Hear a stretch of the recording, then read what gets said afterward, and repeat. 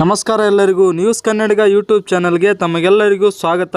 So friends, ನಾವು ಇವತ್ತಿನ ಈ ಒಂದು ವಿಡಿಯೋದಲ್ಲಿ ಯಾವ ವಿಚಾರ ಬಗ್ಗೆ ಚರ್ಚೆ ಮಾಡ್ತಿದ್ದೀವಪ್ಪ ಅಂದರೆ, ಕರ್ನಾಟಕ ಸರ್ಕಾರ ಜೊತೆಗೆ ಕೇಂದ್ರ ಸರ್ಕಾರ ಏನಿದೆ ನೋಡಿ, ವಿದ್ಯಾರ್ಥಿಗಳ ಡಿಜಿಟಲ್ ಶಿಕ್ಷಣ ಚೆನ್ನಾಗಿ ನಡೆಯಲೆಂದು ಡಿಜಿಟಲ್ ಶಿಕ್ಷಣವನ್ನು ಉತ್ತೇಜಿಸಲು ಎಂದು ಕೇಂದ್ರ ಸರ್ಕಾರ ಮತ್ತು ರಾಜ್ಯ ಸರ್ಕಾರದ ಅಡಿಯಲ್ಲಿ ಹೊಸ ಲ್ಯಾಪ್ಟಾಪ್ ವಿತರಣೆ ಯೋಜನೆಯನ್ನು ಜಾರಿ ಮಾಡಲಿದೆ.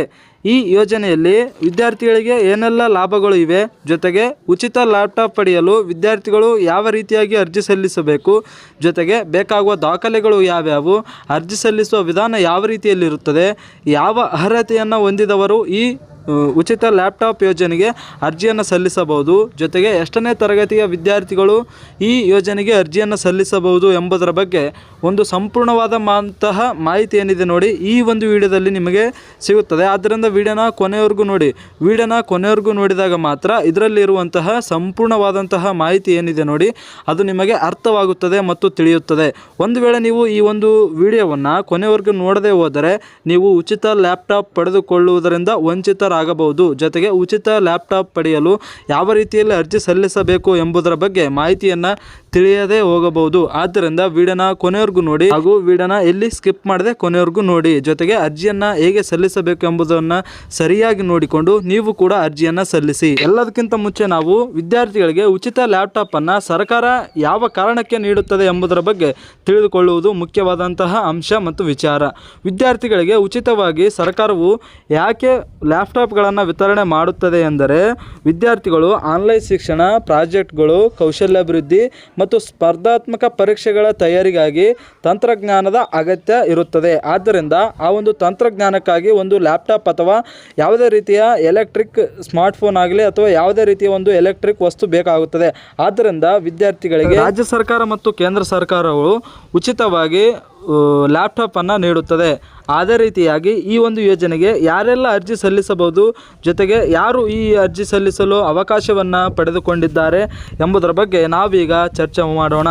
ಸರ್ಕಾರ ಮತ್ತು ಸರ್ಕಾರದ ಅನುದಾನಿತ ಕಾಲೇಜುಗಳಲ್ಲಿ ವ್ಯಾಸಂಗ ಮಾಡುತ್ತಿರುವಂತಹ ವಿದ್ಯಾರ್ಥಿಗಳು ಈ ಒಂದು ಉಚಿತ ಲ್ಯಾಪ್ಟಾಪ್ ಯೋಜನೆಗೆ ಅರ್ಜಿಯನ್ನು ಸಲ್ಲಿಸಬಹುದು.